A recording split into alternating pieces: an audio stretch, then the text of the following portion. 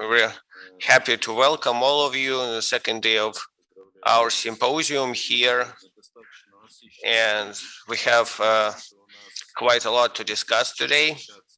We got we got translation going, coverage going here in Zoom, and some of you here, and for you those in Zoom, I would like to remind you that there is a possibility here to choose either the original track without translation, be that Russian or English, or you can find, or you can listen to the translator translating it in YouTube. In the Russian versions of the program, you got a link to the Russian language channel, and the English versions, you got a link to the English channel on YouTube. So in YouTube, you have also a chance to listen to it without translation, be that or with translation. So before we start the session, I will be moderating the first session before we started. Plenary sessions. I would like to remind you that unlike yesterday, today after lunch, we will not have one session, but two parallel sessions. So pay attention. The links to those sessions are different links in Zoom. And as always, our sessions will break for coffee and lunch. Well, I hope that each of you will be able to brew your own coffee, because we cannot provide any for you. So in the meantime, we can start the session. We have 3 talks today. Andrey Alexandrovich Deryabin will be the first to talk.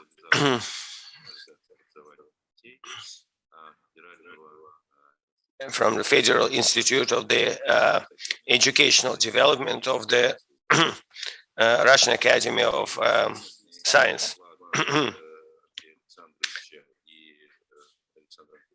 So it's he will have a joint talk with Andrey Popov. So it's Andrey Alexandrovich that will represent this talk today. Okay.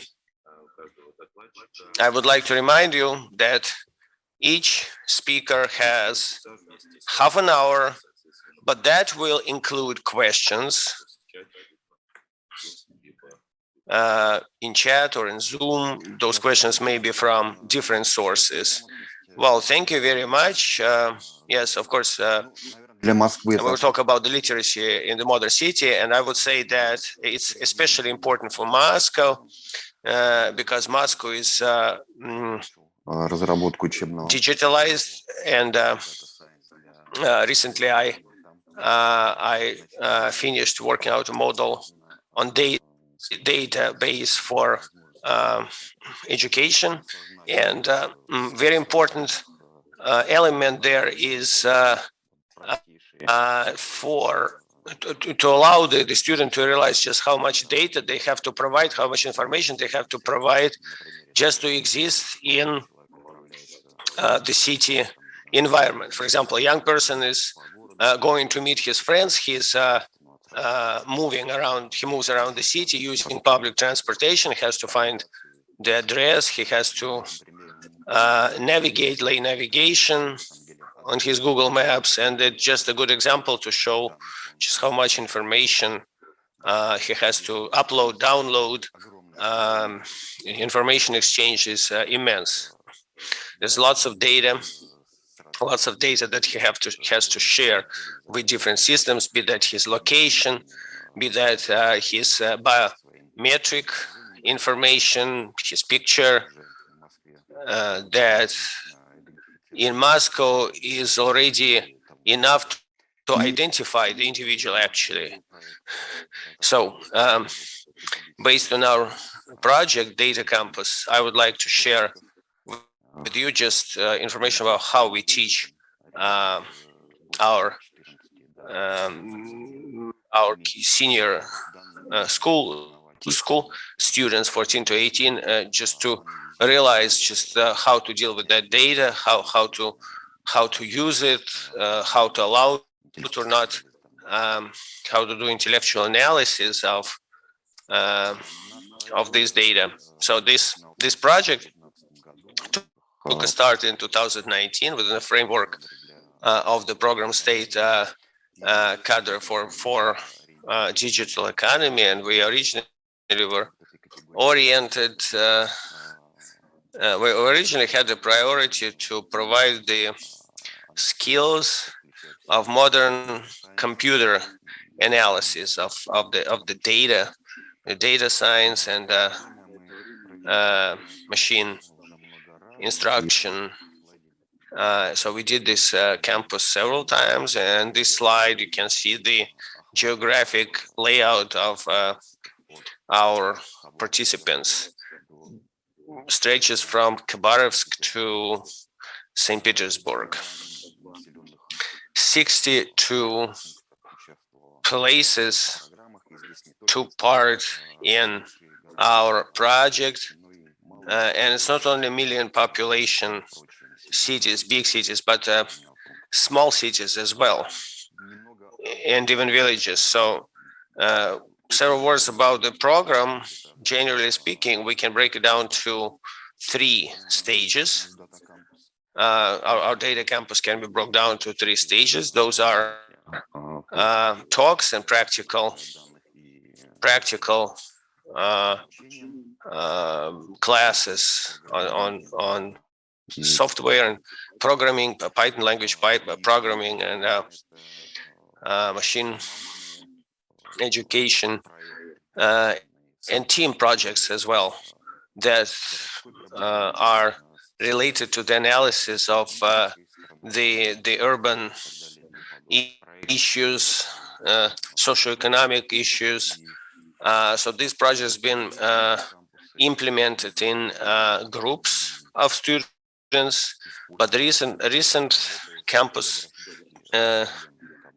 campuses worked with geographically distributed groups. In some group there may be just Moscow and Vladivostok students, and in Siberia. So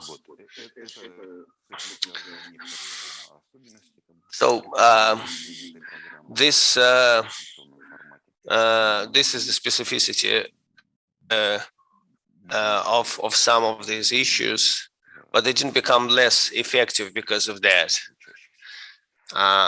According to our feedback, as for the subject programming, it's Python language. It's getting acquainted with the specialized libraries and methods of processing data, descriptive statistics. We adhere to the CRIS-DM methodology, the standard process for analyzing data that is accepted in the industry, but with a slight correction, it's good enough for the educational process as well, as it includes understanding the goal of research, formulation of hypotheses, probing analysis of the data, the processing of data, making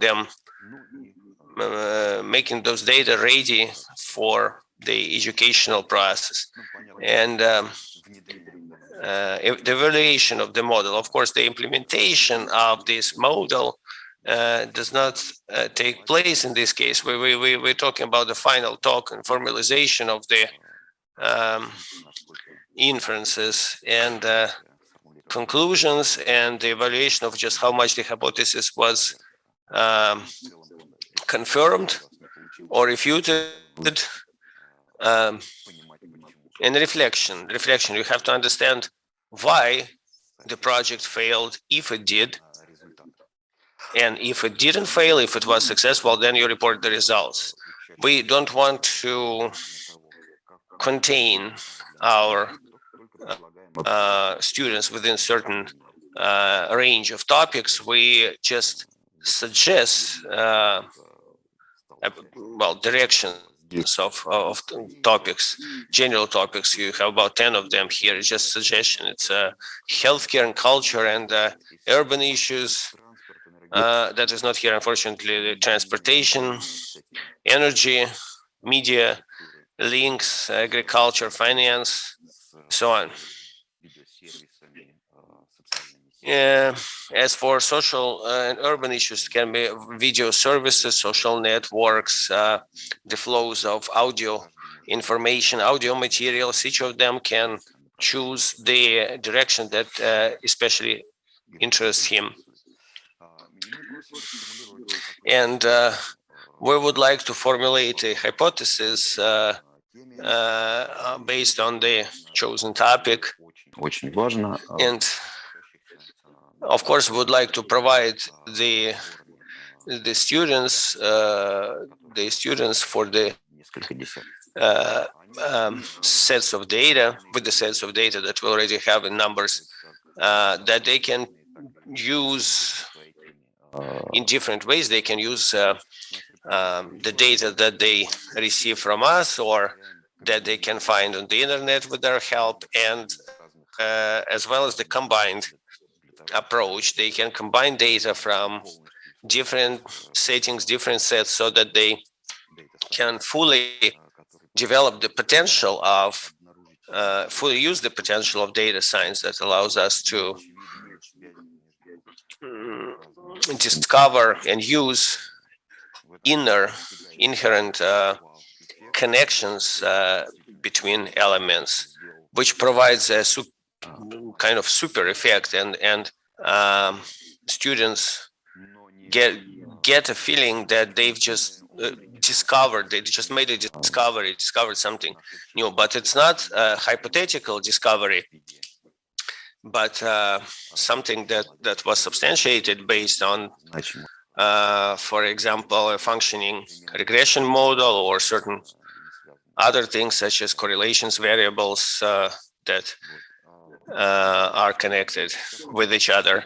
So this sort of approach, generally speaking, this sort of approach to the student and his educational situation seems to be very productive, and we position it as this establishment of some kind of data producer that they don't only study materials that already have answers to those questions, but rather they creatively combine various elements of this process from different fields of life, of information, so that they come up with a sort of unique research solution here. Theorists of data learning been mentioning that as well. They've been saying all along that this sort of approach provides with the development of subjectivity and in a positive way subjective approach to life. From the very start, we tell students that we don't do programming of model applications, but well, as a result of techno-optimism of the recent decades, the students come to us thinking that perhaps they need to create some kind of application, or another, or they have to design a website with a beautiful interface. Well, as a rule, we have a situation that they'd never been given a task related in any way to the research of data. And Data Campus is always some kind of new experience for them or another. And as an example, I would like to provide a couple of examples, couple of slides here with the research data projects that here we have it for the year 2020. And you can see rather, generally I would like to break it down to three groups, to three clusters, the topics that the students been choosing. They usually choose for the campus. These are engineering projects connected with the application of computer vision algorithms, for example, the recognition of images. Second is either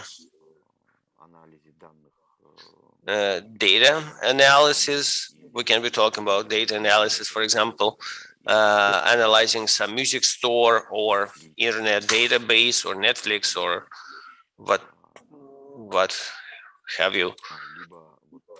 Or it can be a great couple of urbanistic projects that I remember very well, and stayed in my memory, is the system of classification for the recognition of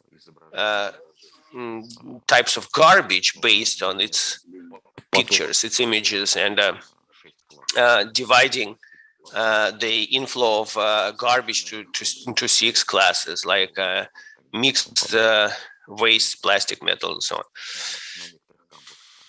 For some campuses have 3, some up to 6. Or there was a great project connected with the urban environment, the prediction of predicting expectation time for passengers of public transportation bus stops. There was some town taken in Siberia, in the Kemerovo region, and kids actually found data that's already existed, and also they started a campaign in conducting where they managed to collect some further information, well, kind of evaluation assessment information on the expectation time, and they put it all up together, and they created an analytical project, connected that data, those data, and they connected with. Там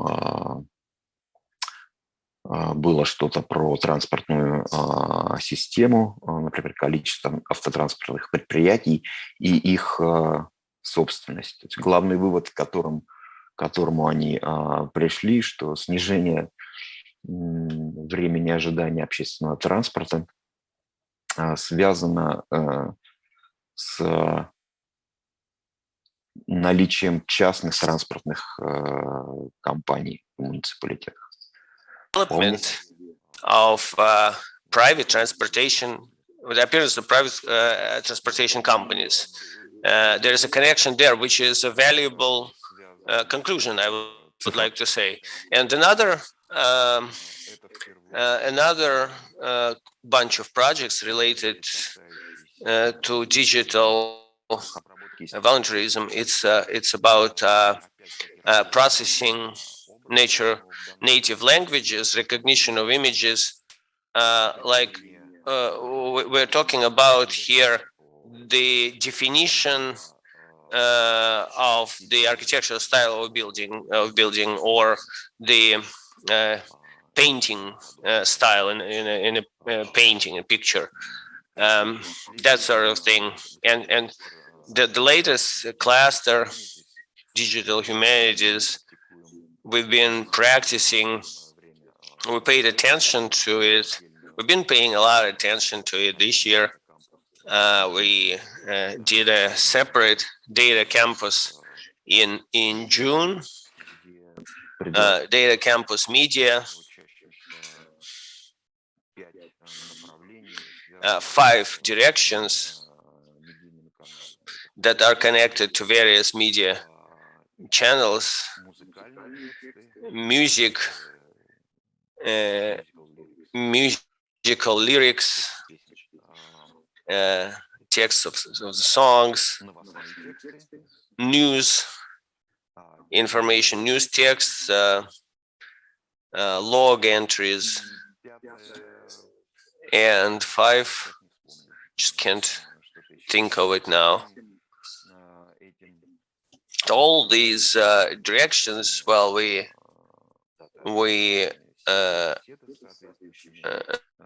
prepare data sets for with the necessary textual information, text, and like in the news set contained kind of 300,000 news information points, information statements from various news agencies with regional news, so that students would be able to analyze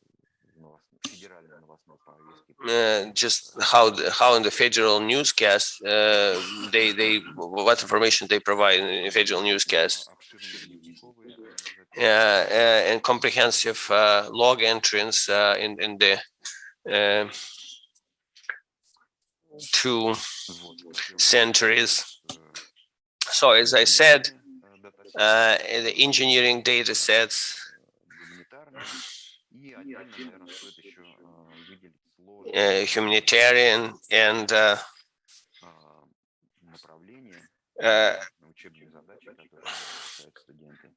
various tasks that students have to combine data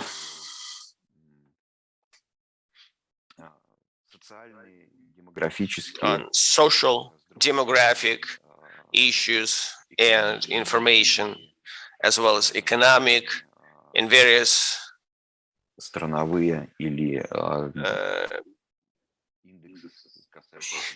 index, city and country related agglomerations, so connected to the freedom of entrepreneurship, various indexes of comfortability, convenience of residence, accommodation. And here we were helped by the Strelka agency that we cooperated with about this topic, and they used the results of our conversations to compose such data sets. And Strelka data,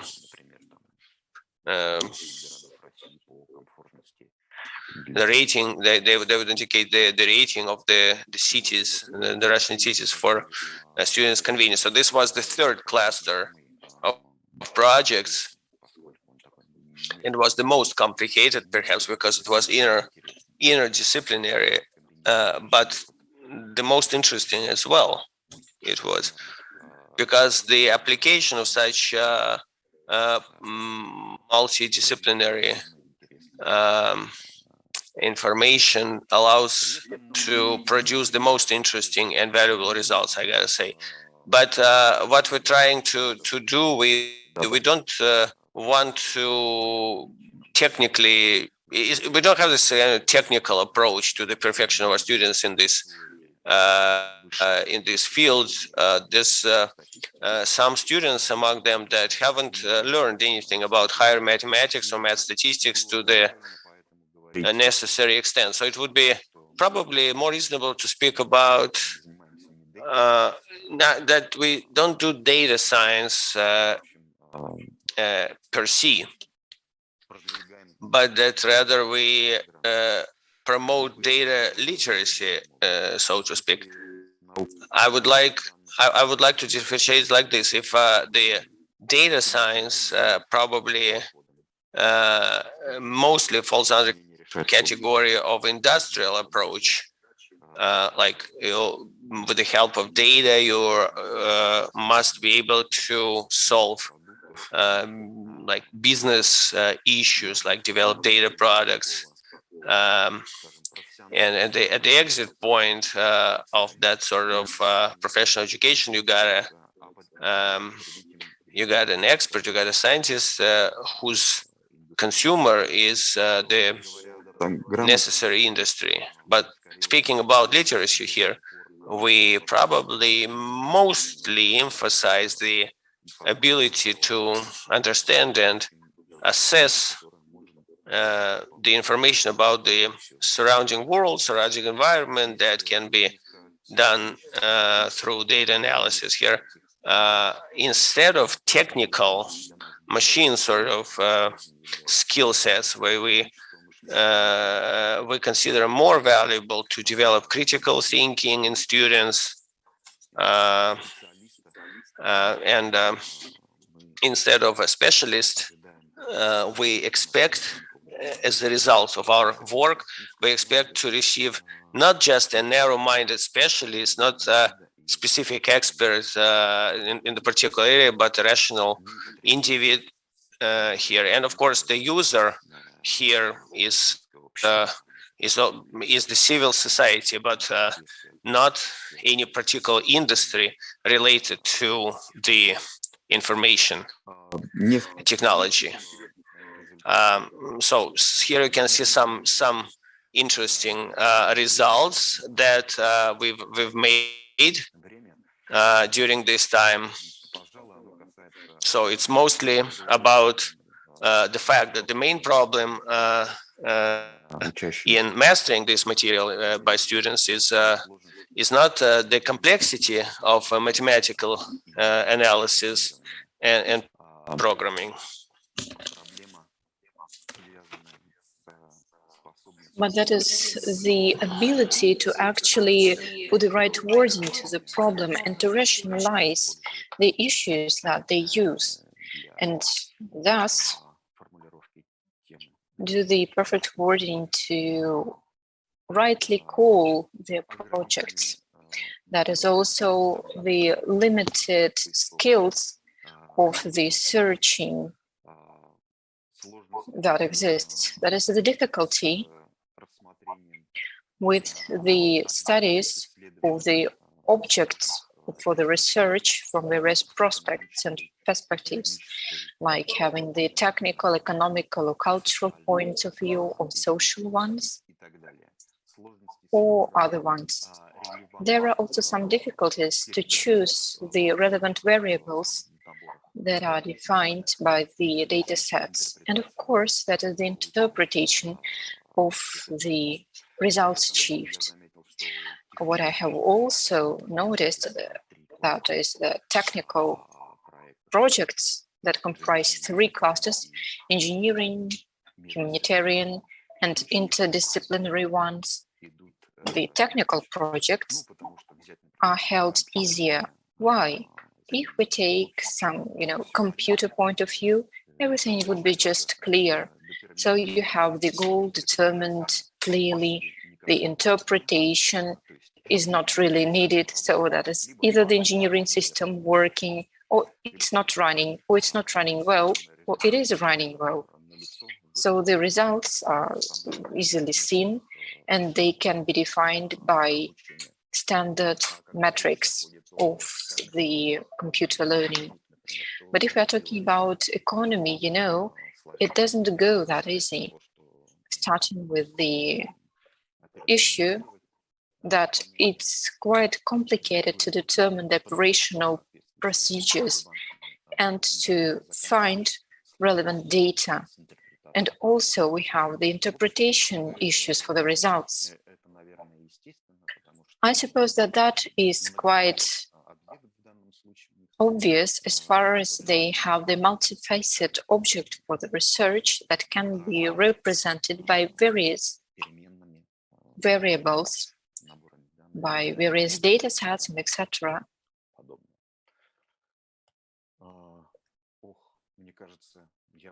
Well, I suppose that I have finalized my report, and I even managed to stick into our 30-minute agenda. Well, you know, sorry for pausing. I would be glad to answer to your questions, if there are any, of course. Yeah, so question number one. Да, пожалуйста. У вас ведь очень обширная география. So you have quite a vast geography.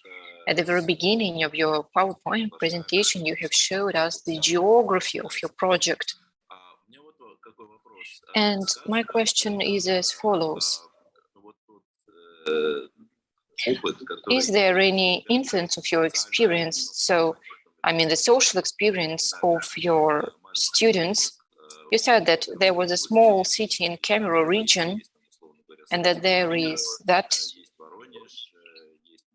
idea. You have also Voronezh, you have Moscow, and you have Ulan-Ude students. So the geography is quite different and vast. That's from one point of view. And secondly, you know, the content is quite universal and it's global. So does this geography and does this experience of your students influence the project? As far as I thought that, you know, you had some teams that are not local. Yes, they are dispersed geographically. Yeah, so how does this geography influence the project?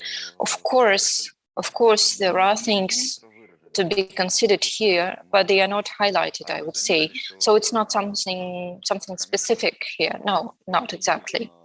So while choosing the project, I would say some of the teams stick to the solutions that are very close to their own region. For example, if we are talking about the Kemerovo region, they are the coal-producing region. They're working in coal extraction, coal mining, and so there they had projects that were dedicated to ecology, to local ecology, of course. So with the statistics for the illnesses and how the medical problems are connected to the geography. So that is the computer vision systems for the mining sites and for the auto driving machines at these mining sites. If we are talking about the Khanty-Mansiysk region, I would like to remind you of some of the predictions for the workplaces for the students and the analysis of which students would continue their studies for the master's degree. So they chose the statistics for the applications to the universities. They calculated it for the whole region, and then they made this analysis that would allow to predict where the applicants would like to pass the applications for other degrees of education. So that's kind of a forecast issue. There are other global projects that are running.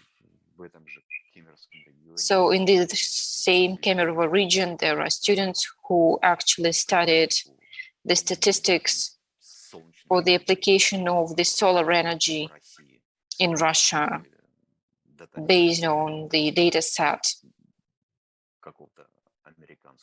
of an American statistics. In the same question. So that would be my answer to your question. Thank you. Thank you so much, Andrey.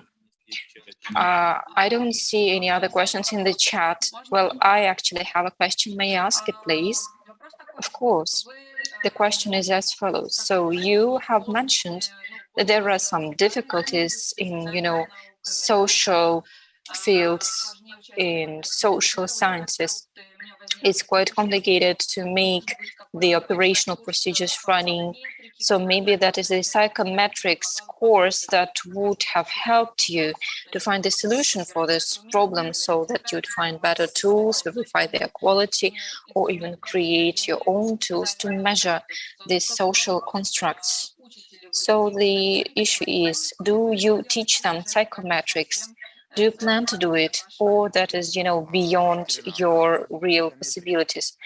Catherine, could you please tell us how would it help us with the economy projects?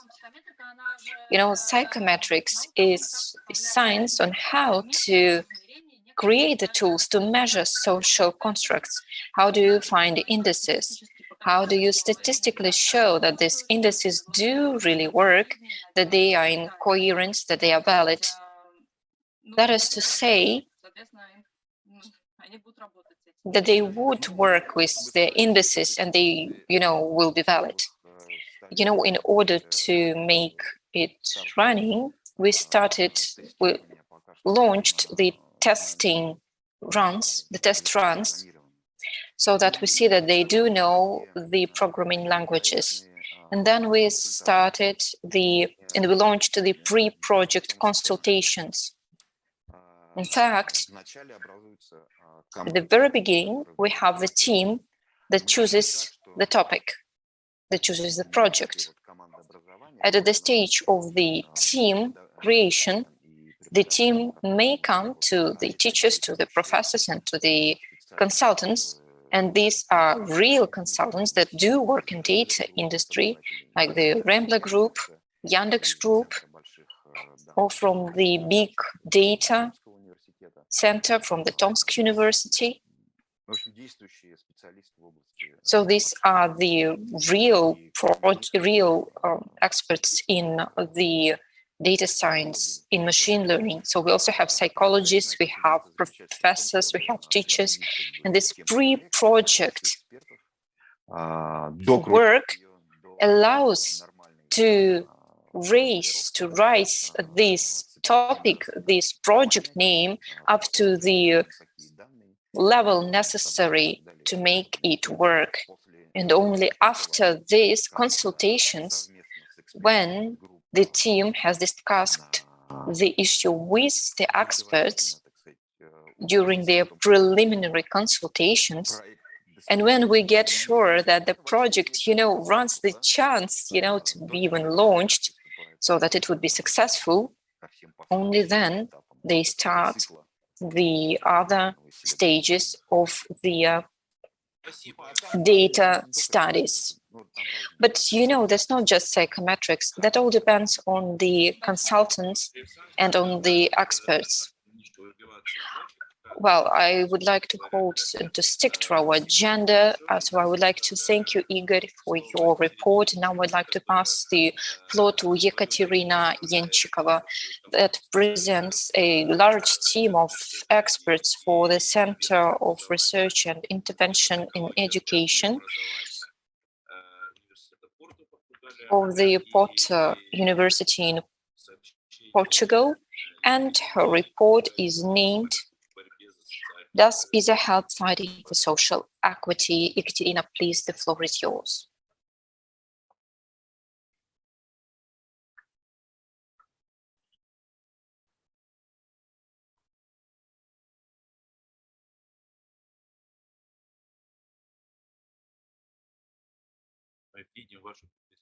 We can see your presentation, but we don't hear you. Your microphone is not switched on, unfortunately. Oh, finally, I've managed to do that. Sorry, I'm working with two screens, and I try to find the sound button. So you can hear me now. Yeah, we're here and we see you. So good morning, esteemed colleagues. My name is Ekaterina Enchikova.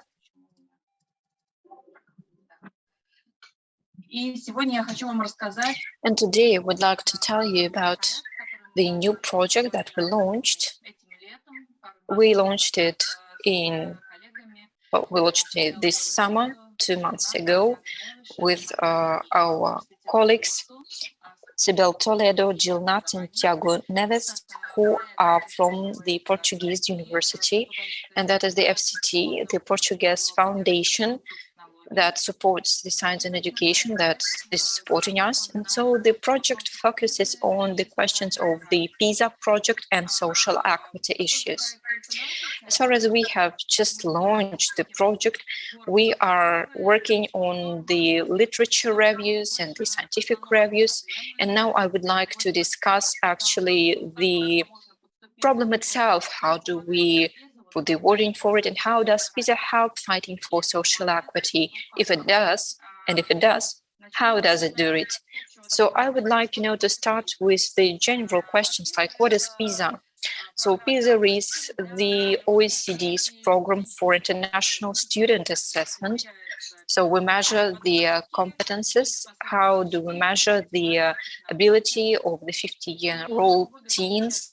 How do they read? Their mathematics and science knowledge and skills. And we do focus on their real-life challenges and their ability to find the solutions for the real-life challenges. So it's not just maths, it's the applied maths and applied science. So it's not just, I know maths, I'm good at science. No, that is the real-time challenges. So we have a huge goal, to understand how do the 15-year-olds are, capable to enter the adult life? Are they mature enough? How does the school system manage to prepare the teens to, survive in the adult world? So we have started the assessments in 2000, and each 3 years we do the evaluations for all the scientific fields. So that is mathematics, then that was science, then that is the reading. The cycle is over, and then we restart with the cycle again with mathematics, science, and reading. The last PISA cycles started comprising the other fields like economic and financial literacy and global competences. We had to have the new assessment in 2021, but we had to launch it in 2022 because of the COVID. So our latest published works belong to 2018. So 79 countries participated in PISA. So these are the OECD countries and our partners, meaning that is, the whole world except for Africa and some of the Asia countries. But actually, we do cover the whole world. So that is quite a unique possibility, to compare the educational abilities and successes of children all over the world. So usually international programs, had this goal to gather the data on the quality of education, how do we realize the programs in our various countries, and to find the most efficient ways and to educate children, and what are the factors that contribute to it.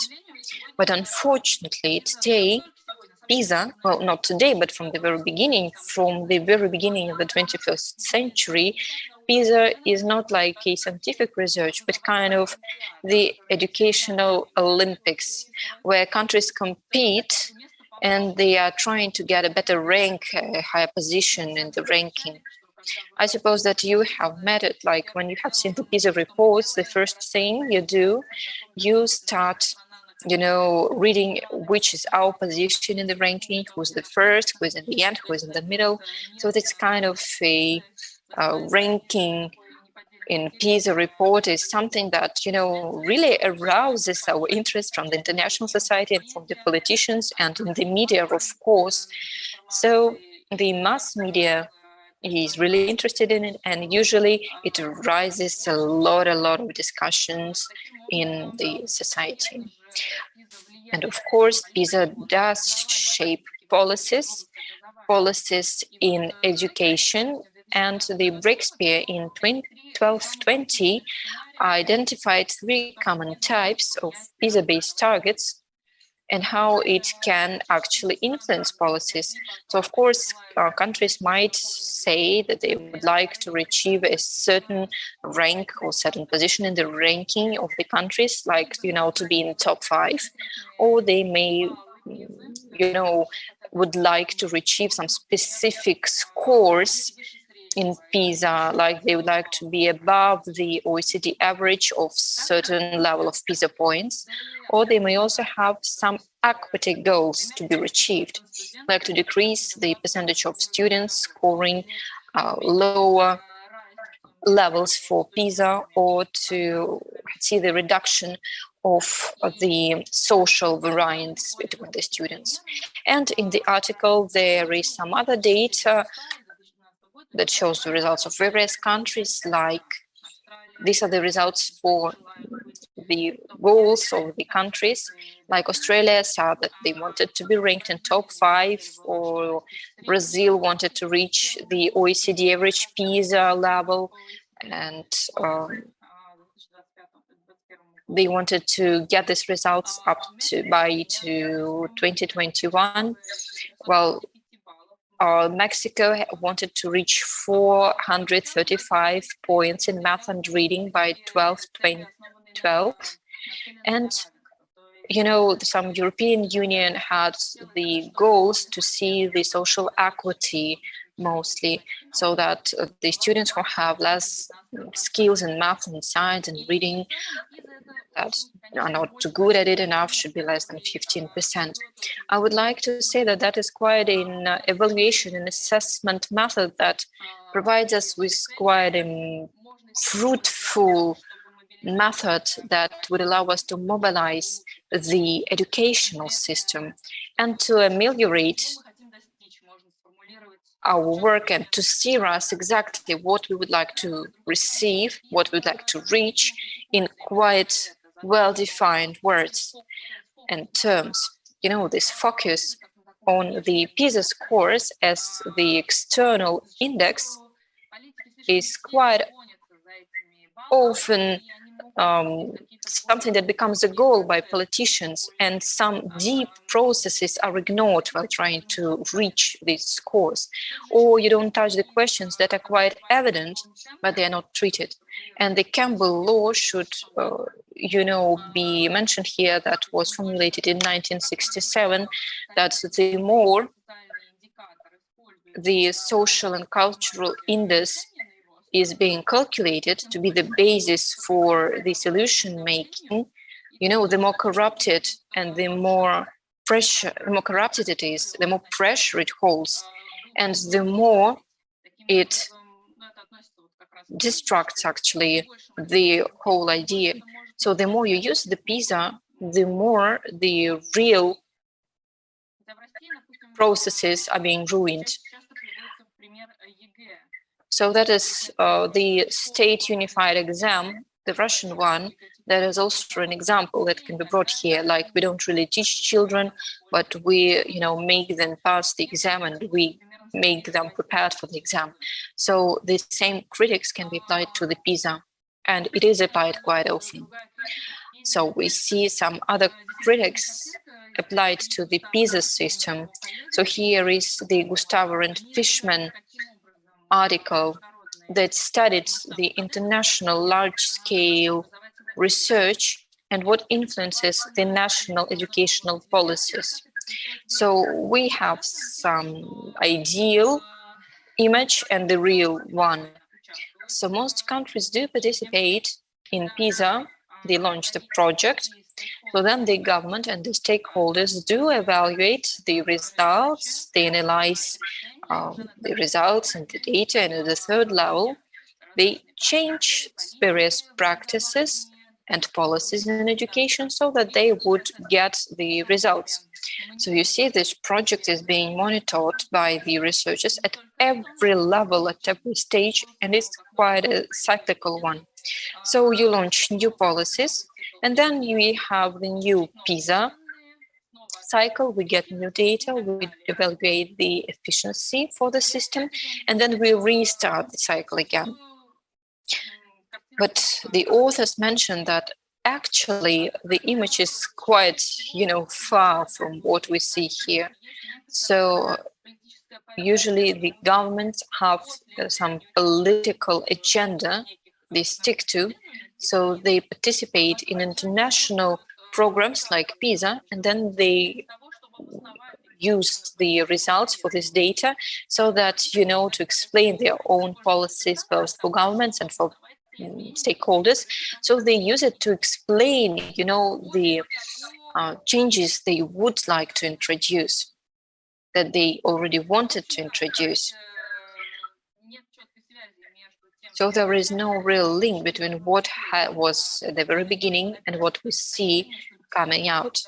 So in this article, we see the description of several cases when the same data, the same PISA levels, countries made absolutely different decisions that were sometimes contradictory to the recommendation that was given by PISA, and that is highly criticized. And we see that there is no link, no real connection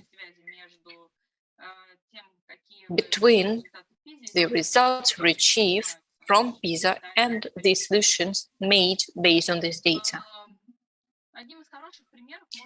One good example that can be brought in here, that is Germany. That's a classic example. As far as from the very beginning, in 2001, we had the first PISA cycle. And when we had the results published, the Germany experienced the so-called PISA shock. It had unexpectedly low rates, not just low, but significantly lower than the OECD average. So in Germany, they had a myth, like we have in Russia, that our education is the best in the world. So, well, in Germany, the PISA results show that it's not just the best. It's not even good enough. It's low. That caused a lot of discussions, that was discussed in mass media. And of course, that made and that brought to new educational standards and quality control and quality assurance. And the recommendations of PISA did increase the school autonomy. And of course,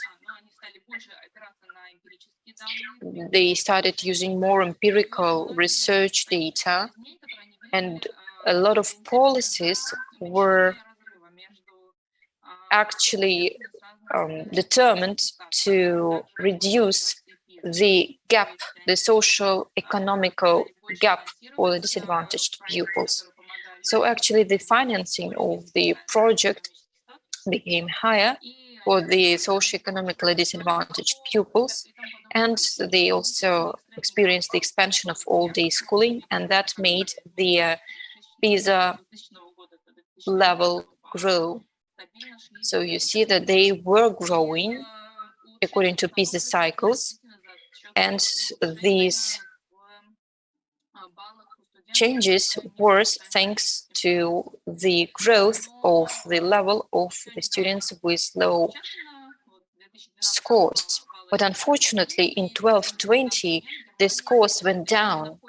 And Germany now is not a leader in equity, and it can be discussed, like what policies worked, which didn't work. But I think that that's not the discussion for us today. Actually, the analysis showed that equity and equality should be discussed. So what is that? In Russian language, we don't have different words for equity and equality, because these are two different types of one thing. Equality really means that everyone has the same resources, like access to school, or like you have the same free students' books that is bought by the government for the pupils. We all have students' book, so that is equality. But equity is the other thing. It is focused on the social justice. In the resources distribution that is fair. So individual differences are taken into consideration. Equal and individual needs are taken into consideration. Because, you know, same resources are not enough so that this gap between the children would be reduced. Because the same access to school doesn't really mean that they would have the same possibility to use this possibility. And that is why some compensatory tools are being discussed. What tools can be introduced to help students to actually realize, to implement all the possibilities to study in school? So we can focus on various groups, on various categories. So that is gender, the differences between boys and girls. There are a lot of studies considering the ESC status. There is also the research on minorities and their needs and their troubles. The immigration status research.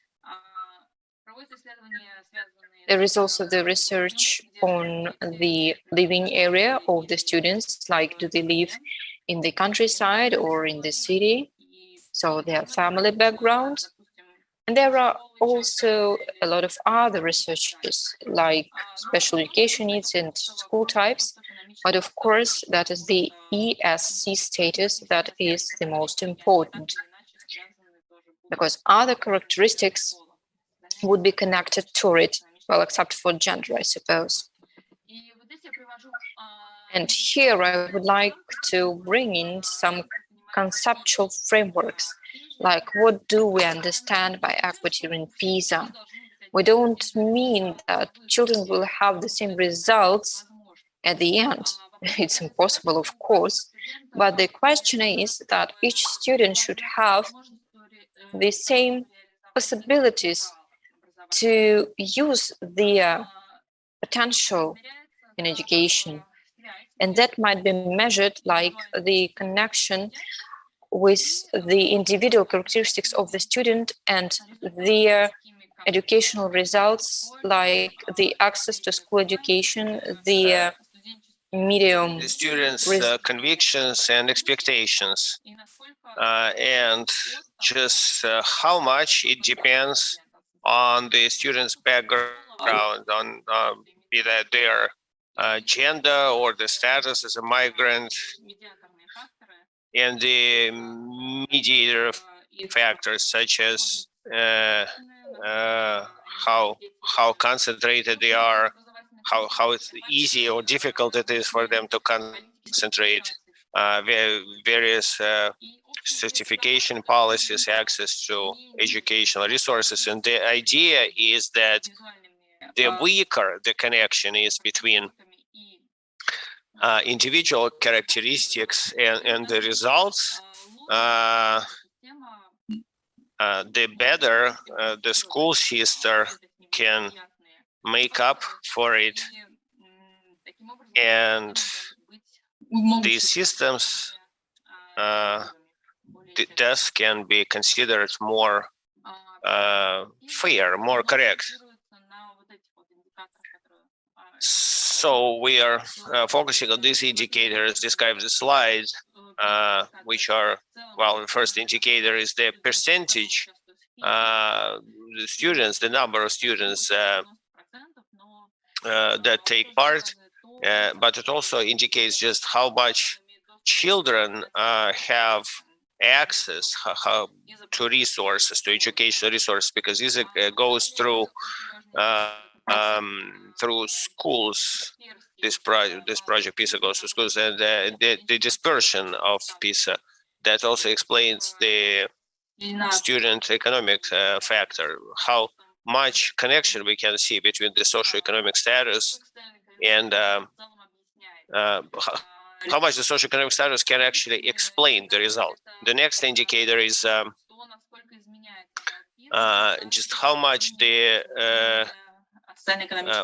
scores change for every 1 unit of increase of the economic status, just how much each additional dollar, so to speak, influences changes in the point rating, score point of PISA. So the stronger the connection will be, and the bigger the inequality is.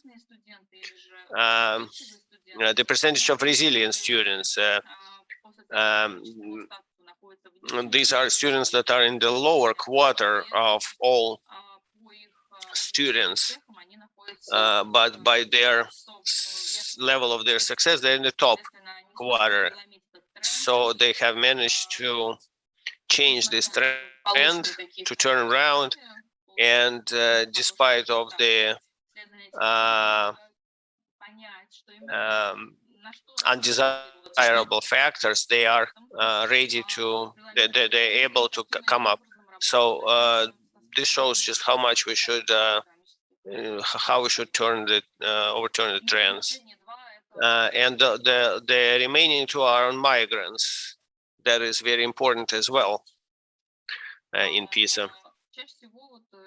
So most often, if you look at the PISA report, you will see the numbers here. On one X, you will see their marks, the results, and the equality. So you will see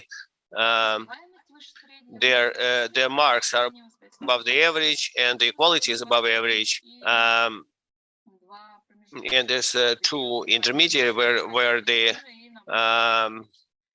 marks are better, but the equality is less. So it's the top right corner where they are both above the average. You have the countries such as Finland, Norway, England, the United Kingdom, Hong Kong, Macau,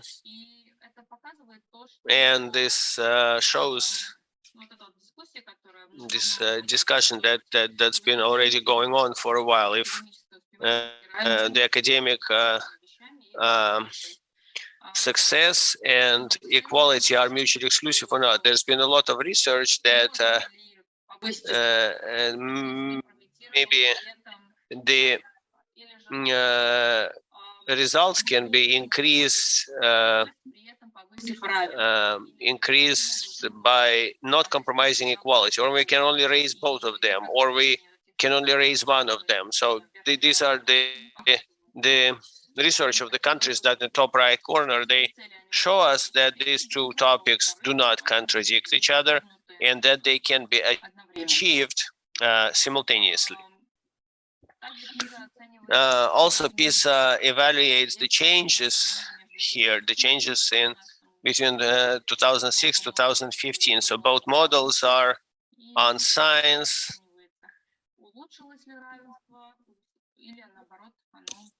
And it shows us if the equality has improved or not.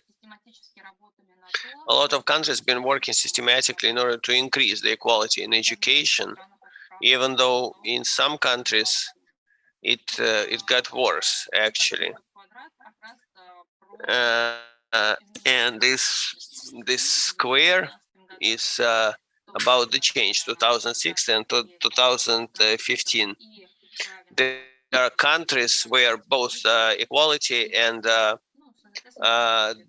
marks have got better, but in some cases they both went down. So here we have the most the best example. In the United States, the equality has increased from 2006 to 2015. It was under average, but now it came up to a very good level. And we can see that here we have, in this cluster, we have a lot of Latin American countries, like Mexico, Brazil, Chile, Turkey, Thailand, also Bulgaria. Russia also went, Portugal went up, but not so much from Russia. we are all in very good cluster where everything went up. Performance is higher and the equality is higher. Finland, Sweden, it's really strange that it went kind of down in for both countries, both indicators. Why is it happening? Well, maybe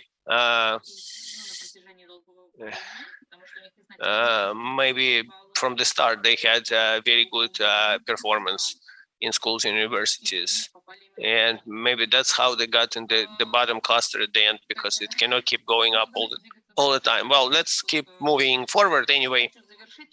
I would like to conclude by telling a little bit about our project, how we are planning to conduct it with our colleagues from the Porto University. We would like to understand just how well PISA succeeded, how much it helped in the equality struggle in the past 20 years. There's been quite a lot of research between the PISA and the connection to certain changes, to certain results, but those are not for a long time. So we would like to have a long-term research beginning from 2002. We would like to see how it's been changing year to year, how it's been done in a period of 20 years. That's important. We're planning to do it both from the qualitative and the quantitative side.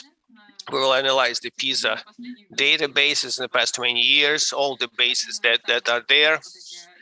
We will evaluate the indicators and how they've been changing and what factors has been at work in which countries and how much. But from the quantity point of view, we will analyze national policies that are directed at equality, and we'll start from the, of course, Portuguese national policies, because we have quite a lot of them, and also a review of the traditional media, social media, and just how the PISA results been represented in this media and how they've been represented in the past 20 years. And a very important quality moment is about how the experts been working with the PISA results, how they've been interpreting the PISA results, how stakeholders, how they been making decisions based on these results. And it's connected with the previous slides that for this time, it's not so clear just how stakeholders are planning to be making this research, and we'll try to understand just how they will be making those decisions. I would like to finish at this point. Thank you very much. This product just started, and we are inviting everyone to participate, to cooperate, and I'll be happy to answer questions if there are any. We only have time for one question. So far, I cannot see in the chat any questions. Hi, I would like to put a question. Yes. Should I talk straightforward? Yes. Okay, thank you. Thank you, Ekaterina, very much for this really interesting presentation and project. And it is overlapping to a large degree with what I've been doing the last 20 years. And the thing is, the policy processes in the national space are in every national space very complex. And when you, as an expert, as me, I'm using the PISA equity analysis since 20 years, you can follow how, politicians, different stakeholders, different groups use it, contradict it, and a lot of discourse is directed towards subverting PISA, saying this is all shit, please leave us alone, that's really from outside. They don't understand anything about our system. Please don't talk about our wonderful school system so negatively. We want to keep it as it is. That's also the discourse in Germany, as you know. I think from a big part of teacher union. They oppose very strongly the whole thing with PISA, the analysis, Andreas Schleicher with his recommendations, say he knows nothing, please leave us alone and so on. So, I mean, you should not overestimate the possibilities as the OECD has to influence the real power mechanisms in the educational policy field in the national realm, because there are other, players who really exert a lot of pressure on ministers. I have experienced that. The teacher unions, they're much more powerful than the whole OECD, obviously. So it is a very complex process. And I think PISA has helped us a lot in equity research, just because we can show that these wonderful school systems, as in Austria and Germany, are not that wonderful as they thought they are.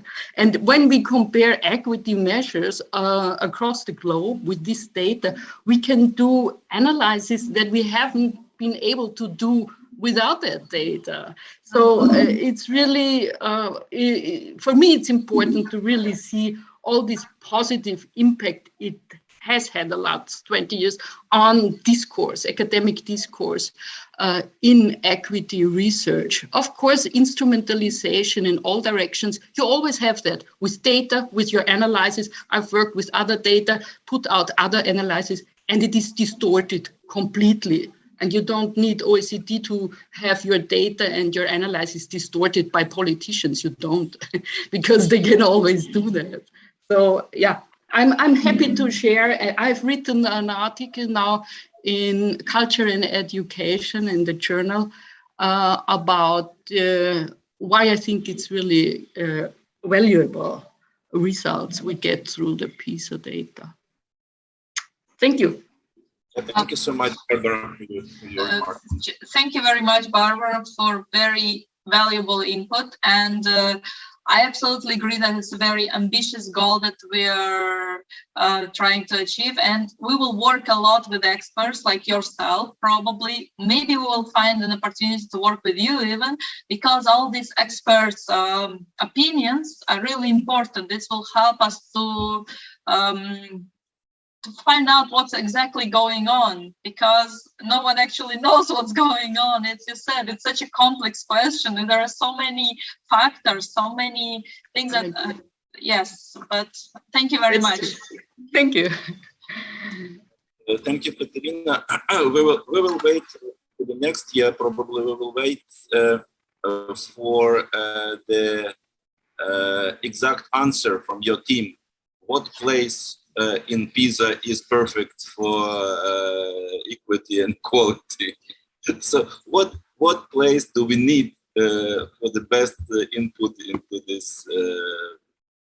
Thank you very much, Igor. This is a 3 years project, so I will be presenting here for the 3 next years. I can present every year the process of the results. Thank you very much. Спасибо, Екатерина. И я предоставляю слово последнему докладчику. And now I would like to turn the floor over to the last speaker in our session, Hana Strejčková. So the Academy of Performing Arts in Prague and the theory of the theater, the scientific assistant of the National Institute of Czech Republic. Poetic, playful, and creative work in pedagogy. Здравствуйте. Было видно мою презентацию, я думаю. Пожалуйста, мы слышим? I'll try to put up my presentation up on the screen so that you can see it. Thank you. Вот, презентация видно? Can you see the presentation? Yes. So if you can on the big screen, I will try. Now it's great. Thank you. Good afternoon. I'm happy to greet you from Prague, and my presentation of Poetic, play and creative pedagogy is based on the comparable quantitative analysis in the cafe of nonverbal theater, and my research is based on the necessity to diversify and classify three most important definitions in creative art and theatrical pedagogy. So these are three concepts: the poetic body, playing body, and the creative body, an artistic body. Why do I want to do it? Because all these bodies, they have a specific context, and based on this composition, we can concentrate on particular parts of the physical research. So the important thing is to support the individual abilities for presentation and to creativity. Тело артистическое и тело даже поэтическое. So my research is based on the theory Jacques Lecoq, Eugen Fink, and structured interview with professional painters, students, and teachers, and on the empirism and observation of the bodiness, play, and creativity, both with students and in my profession.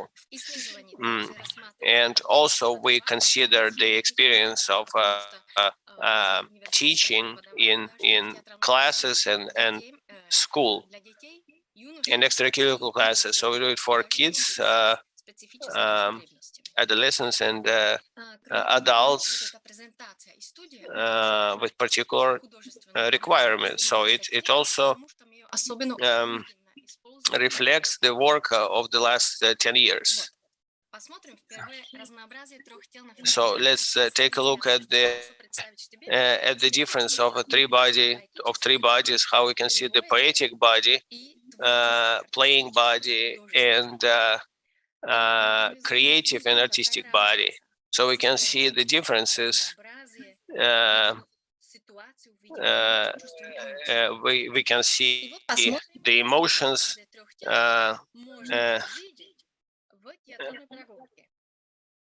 and we can see how we can see the difference. We can see in the theatrical classes and the school pedagogy, and you can see how it is with, for example, working with particular adolescents, how we can deal with these three concepts in pedagogy, even in normal schools, and how much one type is different from another. You can see what is the poetic body. Poetic body mostly associated with the French method of Jean Lecoq. In his theatrical pedagogy, says that the body becomes a poetic body through itself, when the rhythm, movement, and dynamics of the space represent world around us, but we can feel something bigger than the mirror of reality, and that these feelings are based on the emotional perception. But how do we become a poetic body in a theatrical stage, in class, or in the workshop? Well, we can see that it is possible in the pictures, but how does it become reality? How can we specify that? When, for example, in the theater, we can see this scene, this episode. No one is saying anything, and there's no sound other than breathing of two performers. We can see the requisites, we can see stenography, we can see the performative object that specifies the movements of one of the performers. At this point, everyone in the auditory can see something something particular, something by themselves, for themselves, but it appears from the symbiosis of all the circumstances that create the actual presence at this moment. So when we teach students, we try to create a safe space so that we would be able to feel the presence for the time being at the moment. So the poetic body appears in a situation so that it creates feelings, all right? And during the research, I concentrated on observation, on comparison, and the oral questioning of students. So what is a poetic body? Well, it sort of reflects the everyday world.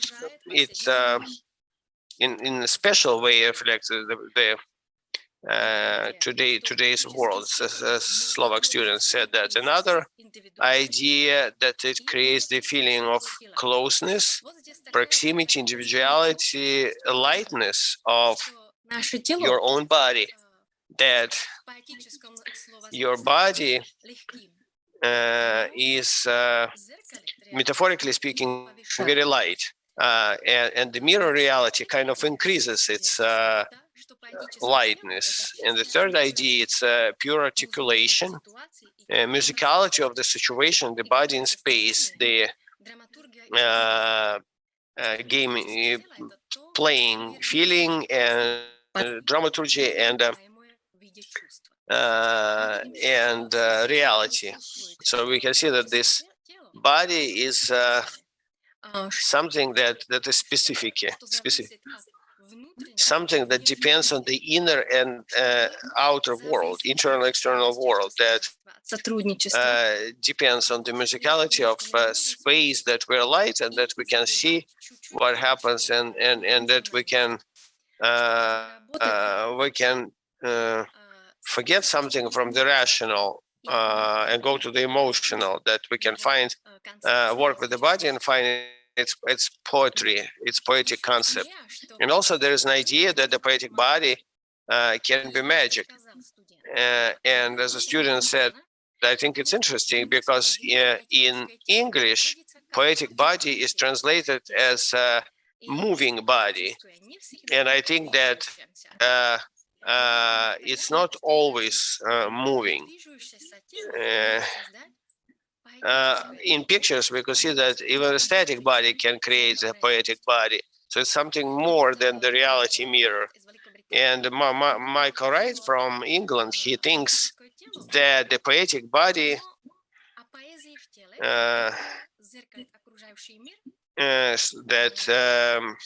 it's kind of related to the surrounding world, and because we know how to work with materials, we know how to work with articulation, we increase the reality, we will open something interesting, or the truth that is hidden. So it's an important moment or moments. Class in the theater, and the theater is art, and so we kind of, it's all connected to poetry. And the poetic body, it's not just how we move, it's not just how we talk, but it's also how we draw, how we put ourselves around in space, how we feel ourselves, and how those feelings are felt by others. And the poetic body, so that when we create the poetic body, it motivates. There's a big motivation that the students and the young professionals will learn to feel themselves in space and the dialogue with the others in the space. So a poetic body goes through the body itself, through movements, and then you can convey something much bigger than that. if we did it very well and we really get into this, then your moving manner becomes your history without need to talk, because there's more attention paid to what happens before even the first word was pronounced. So we create our body, we create our situation for space, so that we will pronounce the first word, and we put ourselves in the different situations. So this ability to minimize self-expression, to tell our story through the minimal slog, and this really doesn't connect to sports. It's about the body and about tempo and dynamics. And be that student or painter, we can create it in empty space, in an empty word. And so body in a poetic concept, because pure expression of poetry, because all of us have our poetics, and that's an individual way of dealing with the others, with the space and objects. And our brain, as our brain likes to communicate with words, sounds, but our body talks with the tempo, rhythm, and tempo. And the expression of our body in particular situations create poetry. And we can say that poetry is based on the experience of the body and its ability to be conscious, to be present, and at the same time to set itself inside in the situational setting, but also fly over reality as well. And the poetic body doesn't mean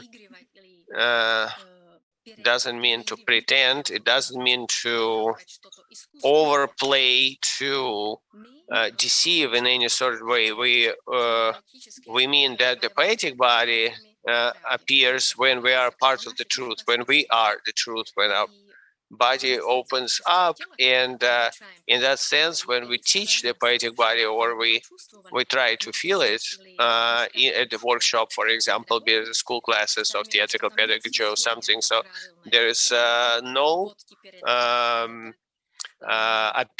strong opinion if it's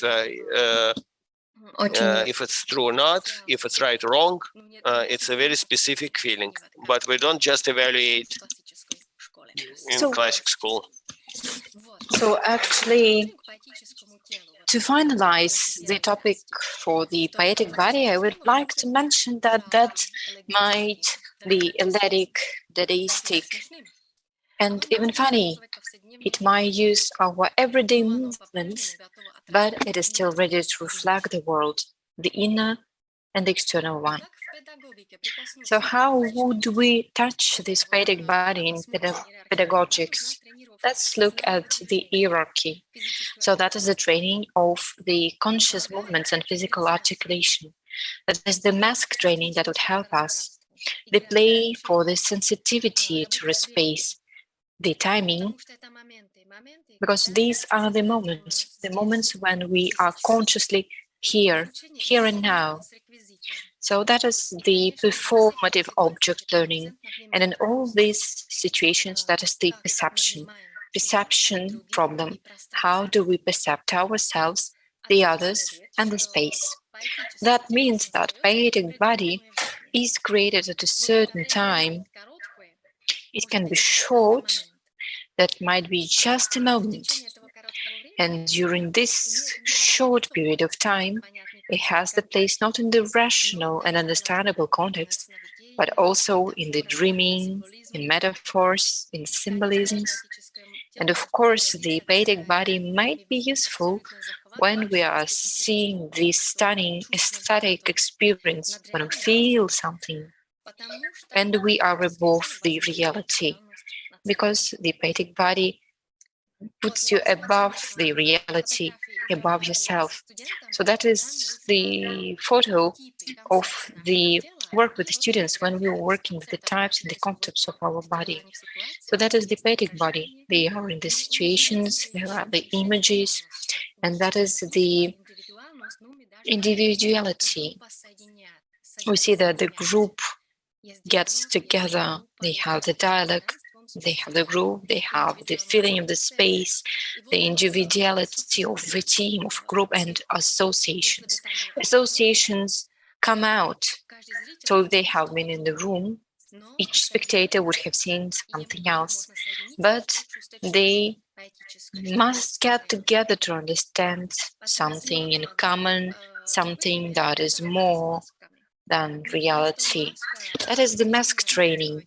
You see that the mask does change the body. It makes it bigger. It puts you above. It also helps you to get more attentive and develops your attention. And that is the workshop for the artistic. So that is the pedagogical and school program. So here children create their own situation, their bodies move, they see that they are special, they are ready to create, they're here and now. They get into the world that is much more than the real world. Let's take a look at the playful body. How can it be differentiated from the poetic one? So how can you characterize it? The playful body. Let's take a look at Eugen Finger definition. What did he call it? He said that the play is where the movement gets the conscious sense. Each game has a play you play with. There is an object, so everything goes around one object. And you have the rules in the game, you have models, you have space, and quite often you have the games that everyone knows. And then the game can be transformed, it can be changed, and thus we show the situation. So that is something you should look after and observe. Through the playfulness, a human student and actor makes the never-ending work easier. He opens his inner self, his inner child, and when that's what we work with in the therapy. So that is the color. It brings color, it changes your mood, and it also may change your motivation. And it never ends in finding new stimulus, and with new stimulus, with new stimuli, we get new reactions.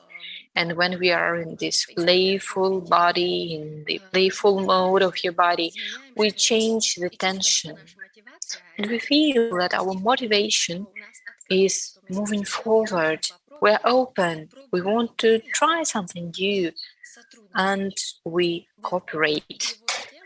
So this playfulness and theatrical pedagogy, that is your fight with stereotypes, with cliches, with repetitions, that is the timing, that is your body work. Let's take a look at a photo. What a variety do we see in this body preparation? What is it in real practice? We see a small boy at the left side, and he holds a posture, he has a gesture, he has some tension in his body, and he is ready to play, even to create a game. He has associations, he assures you that he is in the game, he creates new reality. And we see some other children, other bodies, other students, who don't have this preparation yet. They are in the preparatory issue. They are just in search of their playful body. They need more motivation, more stimuli, more pedagogical idea. But this boy at the left, he is ready. That is a schoolboy who is ready to enter the game. Maybe he will find his poetic body, but you know, that's not the aim of this very class. Let's take a look at the other photo. what possibilities do we see here? Considering again, think, we see that we have an object, we have this ribbon, and we have been working with it. That had been a path, the way. Why did we use it? Why the road? Why the path? Why the ribbon? Well, you know, everyone understands at the very first moment what it is. In our studio, we are working with immigrants, with children with special needs, but everyone understands when they have a path, that you must walk this path. And of course, if you lose it, something might happen. And like that, we were creating our game, our imagination. And our goal is not to just, you know, follow the path and not touch everyone because the world is dangerous. No, the playful body grows. It is safe. And the group works really well. Do they understand each other with words or not? It doesn't matter, because sometimes children don't understand our language at the very beginning. But the playful body and the morphology of the playful body actually brings the group together. And to join them, we use the object and the game rules. Let's take a look at the other photo. What do we see here? Just a common object, and that's something that we used. We mixed it with a game. That's not a sports one, not a common use of a ball. That's something else. So what happens in this situation is that we see this enchantment, we see happiness, because there is the girl who plays with the balls and her friend who shares her emotions. So the game plot creates the emotions that are very important while working with children in theater pedagogical programs. And that is the other image that I wanted to show you. And that is also enchanting, because these are the balloons, something common. But you know, we see the same situation here in the other context and in the other group. Like, you know, this enchantment by balloon creates a gesture, the body tension that enters the situation, and we see that, you know, keeping your attention at the balloon would allow you to join your friends. It unites a group, and they don't use words to get together. And in theater pedagogy, we see that we may work with images, with objects, with the creation of a new world that creates the game, so that I would work the path, I would use a certain object, so that I would give birth to association and to cooperation. So this playful body actually uses the space, the object, and the model of the rules. Of course, it has some constraints, which are the rules. That are just the basic layer. So that is the basic construct that can be treated negatively if it doesn't really disrupt the structure of your lesson. So the rules might change in theatrical pedagogics. So you can transform the rules depending on the teacher or the group needs. But the game, that is the principle, considering which it can't be boring, because the game must move you to further research and further movement. If the game is boring, then your playful body gets body and it becomes a boring body. You may change something so that this joyfulness would be kept and your body would be ready to cooperate and to communicate. The research that we have made, and we were talking about in structured interviews, one student said, my experience with the playful body is very positive, considering the loss of your inner controller, considering the loss of the demands to yourselves. So this consumption, considering the using, allows us to fully enter the game world and to work and live within its principles. So you are not working for the result, for the shape, No, it's acting for the game process, and it allows to be present here better. So the playful body may be very amused by showing the new ways that, come, and they come by chance. So we are talking with these chances because we are ready to receive these new chances. We are ready to embrace them and to transform them into the game. So the game allows your body to be experimental, to test new postures, to see the material, the game material, and the objects. And of course, this body might become artistic.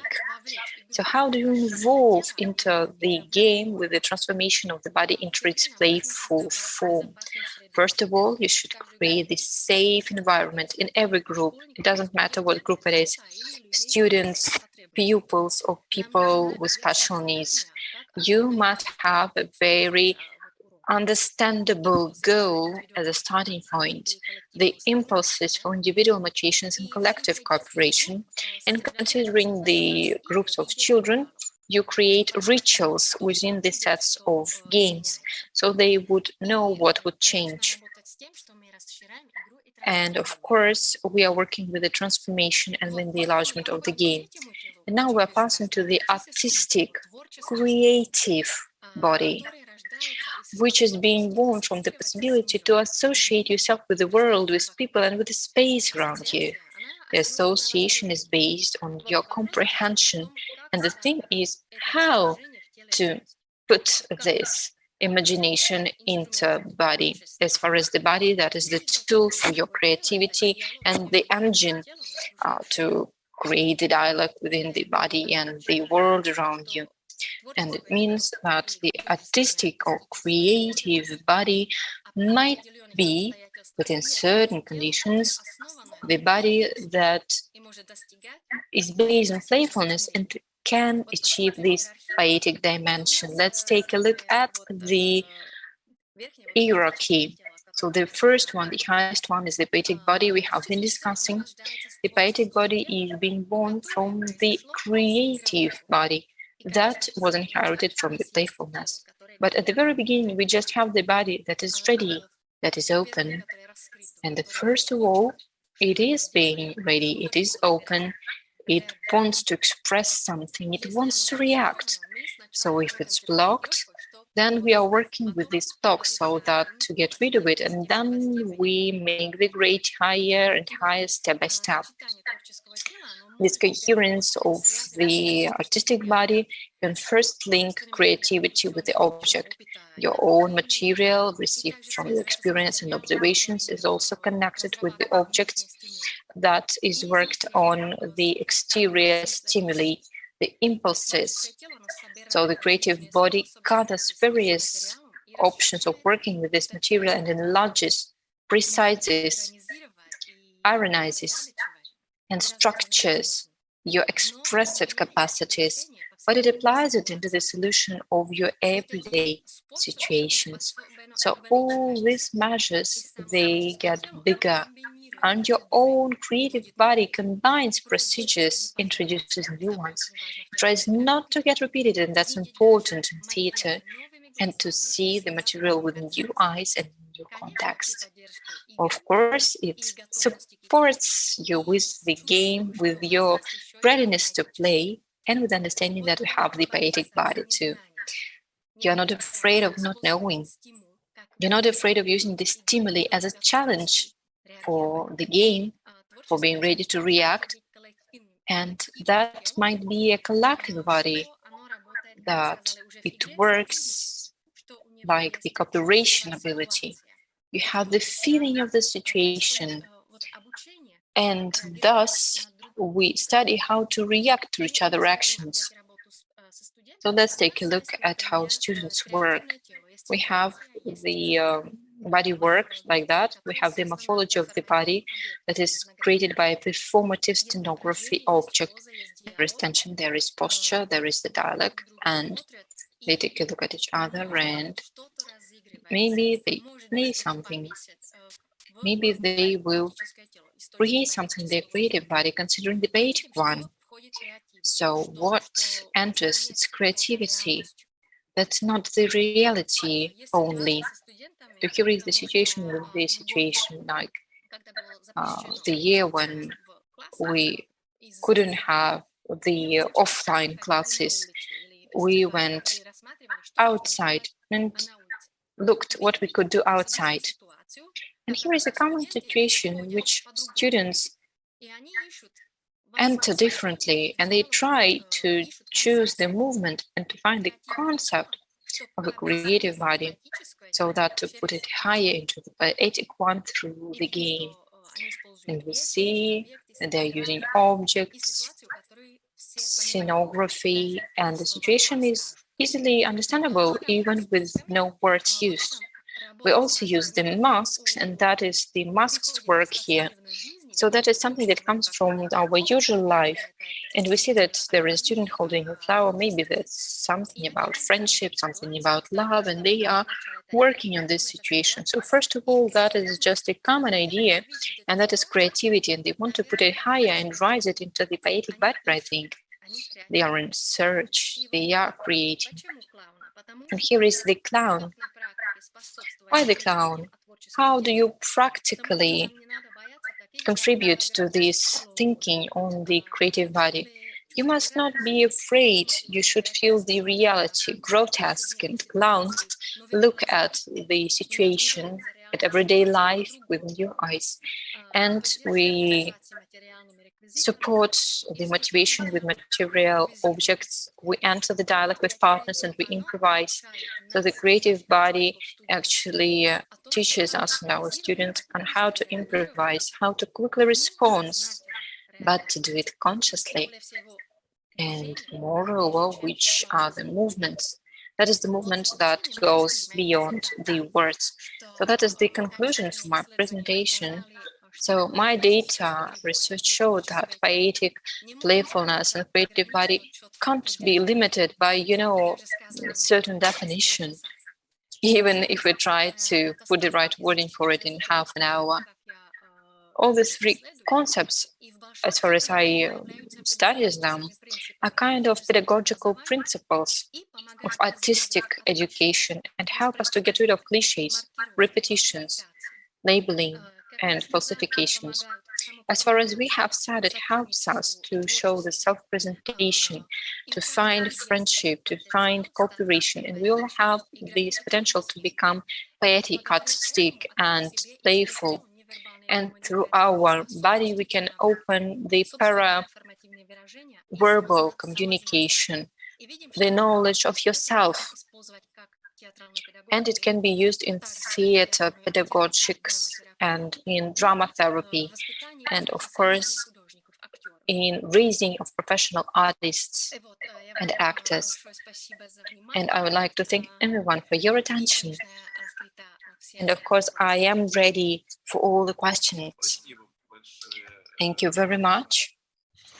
Hana, unfortunately, we don't have the time for questions, but frankly speaking, your report is extremely important, and unfortunately, we are working remotely, we're working online, but not in a face-to-face. And so, I suppose that your message would have been even more colorful if we could have been in one room. So I suppose that it would happen the next year, and we would like to invite you to our next symposium, and we will hope that everything would work well for you, and we will see each other in Moscow. So thank you very much once again. Thank you. I am very glad. Of course, I will attend the 5th symposium, and the research goes on. And I would like, to show a master class, a workshop for it, so that everyone would try to do that and feel it attentively, and the specificity of the concept of these three bodies. Thank you very much for your invitation.